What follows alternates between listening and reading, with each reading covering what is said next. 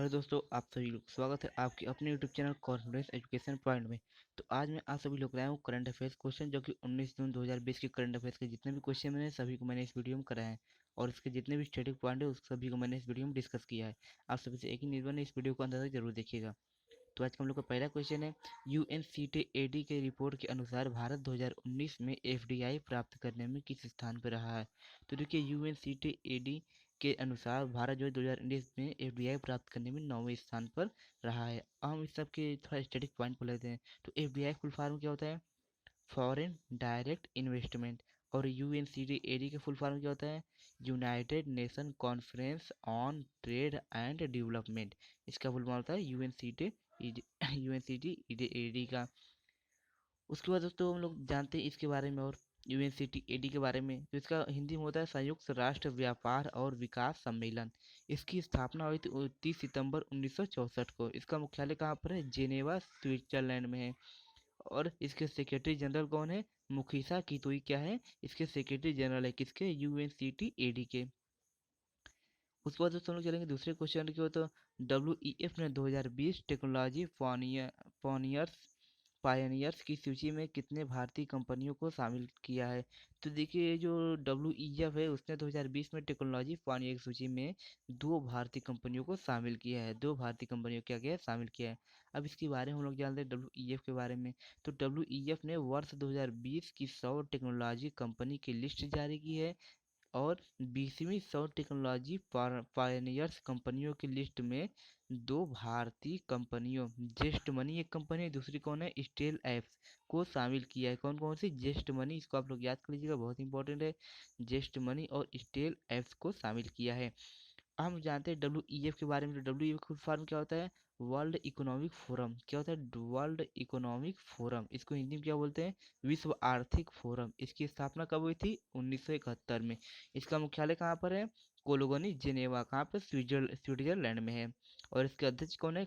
Klaus Shabab. Klaus Shabab क्या है? इसके अध्यक्ष है डब्ल्यूईएफ के। उसके बाद दोस्तों हम लोग चलेंगे तीसरे क्वेश्चन की ओर। तीसरा क्वेश्चन हम लोग का है, मारुति सुजुकी इंडिया ने किस बैंक के साथ मिलकर फ्लेक्सिबल फाइनेंसिंग स्कीम शुरू की है। तो देखिए, मारुति सुजुकी इंडिया ने जो है उन्होंने किसके? करूर वैश्य बैंक के साथ मिलकर किस फ्लेक्सिबल फाइनेंसिंग स्कीम शुरू की है। अब इसके बारे में हम लोग जान लेते हैं। तो देखिए, मारुति सुजुकी इंडिया ने करूर वैश्य बैंक के साथ मिलकर नए ग्राहकों के लिए सरल और लचीली फाइनेंसिंग स्कीम शुरू की है। ठीक है दोस्तों। अब उसके बाद हम लोग करूर वैश्य बैंक के बारे में जानेंगे। तो यहाँ पे वैश्य रहेगा, आप लोग कर लीजिएगा। करूर वैश्य बैंक की स्थापना हुई थी 1916 में। उसका मुख्यालय करूर तमिलनाडु में। एमडी एंड सीईओ जो उसके हैं वो है पीआर शेषाद्री। और अध्यक्ष कौन है? एनएस श्रीनाथ। इसकी टैगलाइन क्या है? Smart way to bank. ठीक है दोस्तों। उसके बाद हम लोग मारुति सुजुकी के बारे में जानेंगे। तो मारुति सुजुकी की स्थापना कब हुई थी? 1981 में। इसका मुख्यालय कहाँ है? नई दिल्ली। इसके अध्यक्ष कौन है? संजय गांधी हैं।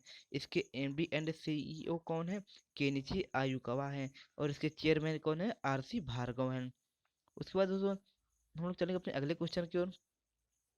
तो अगला क्वेश्चन हम लोग का है, विवेंडी ने माई अर्थ कॉन्सेप्ट फॉर किड्स। क्या है? माई अर्थ कॉन्सेप्ट फॉर किड्स के लिए किसके साथ साझेदारी की है।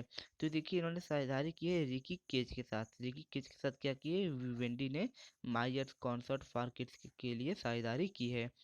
हम लोग जान लेते हैं रिकी केज कौन है। तो देखिए, रिकी केज जो है वो ग्रैमी पुरस्कार विजेता है और यह एक भारतीय अमेरिकी संगीतकार हैं। हम लोग जान लेते हैं विवेंडी के बारे में। तो विवेंडी एक फ्रांस की कंपनी है जो मुख्य रूप से डिजिटल मनोरंजन पर केंद्रित है। किस पे? डिजिटल मनोरंजन पर केंद्रित है। इससे पहले दोस्तों, अगर आप हमारे चैनल पर नए हैं तो चैनल को लाइक, सब्सक्राइब और शेयर जरूर कर दीजिएगा। और बेल आइकन दबा दीजिएगा ताकि मैं कोई वीडियो अपलोड करूँ तो आपको सबसे पहले नोटिफिकेशन पहुँच जाए। तो अगला अगला क्वेश्चन हम लोग का है, दादा भाई नौरोजी की biography Naoroji pioneer of Indian nationalism release की गई है।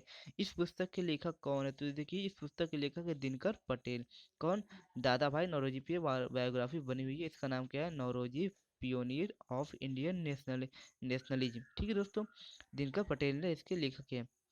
उसके बाद दोस्तों हम लोग का अगला क्वेश्चन है, केंद्र सरकार रोजगार के अवसर बढ़ाने के लिए किस राज्य में गरीब कल्याण रोजगार अभियान शुरू करेगी।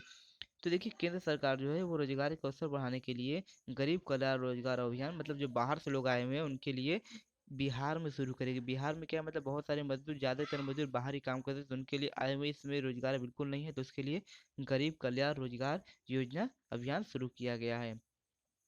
हम लोग बिहार के बारे में जान लेते हैं।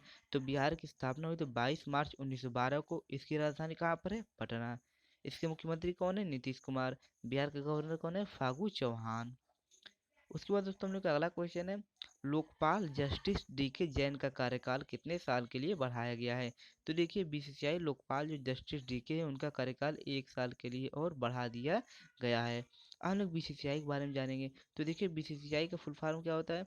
Board of control for cricket in India. और बीसीसीआई क्या कराता है? भारत में क्रिकेट मैच बीसीसीआई ही रेगुलेट कराता है।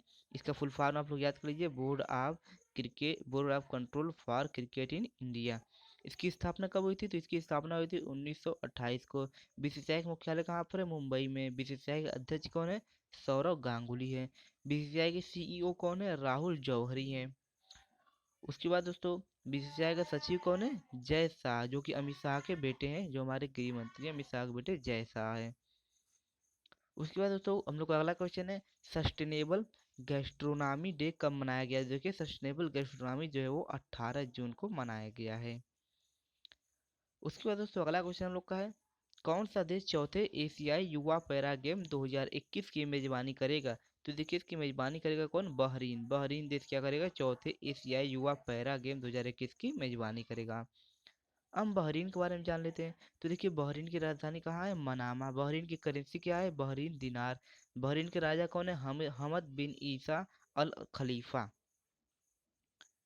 उसके बाद दोस्तों अगला क्वेश्चन हम लोग का है, विश्व प्रतिस्पर्धा सूचकांक, जिसको हम लोग इंग्लिश में क्या बोलते हैं? वर्ल्ड कॉम्पिटिटिवनेस इंडेक्स 2020 में भारत कौन से स्थान पर रहा है?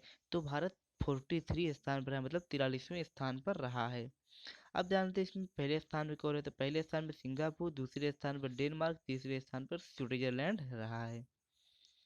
उसके बाद दोस्तों अगला क्वेश्चन है, हाल ही में भारत और चीन के सैनिकों के बीच किस घाटी में हिंसक झड़प हुई? तो देखिए हाल ही में जो भारत और चीन के सैनिकों के बीच है वो गलवान, यहाँ पे इसका कर लीजिएगा, गलवान घाटी में क्या हुई? गलवान घाटी में झड़प हुई थी, जिसमें कि हमारे एक दिन तीन तीन तीन लोग मारे गए थे, एक कर्नल जो दो दो आर्मी वाले, और 20 अन्य मारे गए थे, 20 लोग और आर्मी वाले की शहीद हो गए थे। और उसके बाद करीबन बताया जा रहा है 75 से 80 लोग जो है घायल घायल हुए थे। उसके बाद दोस्तों हम लोग का अगला क्वेश्चन, आज का लास्ट क्वेश्चन है, हाल ही में किस बीमा कंपनी ने देश का पहला ड्रोन कवर लॉन्च किया है? तो देखिए HDFC एग्रो ने क्या किया है? देश का पहला ड्रोन कवर लॉन्च किया हुआ है। तो दोस्तों वीडियो कैसा लगा कमेंट बॉक्स में जरूर बताइएगा, और अगर आप हमारे चैनल पर नए हैं चैनल को लाइक सब्सक्राइब और शेयर जरूर कीजिए। वीडियो देखने के लिए आपको बहुत बहुत धन्यवाद।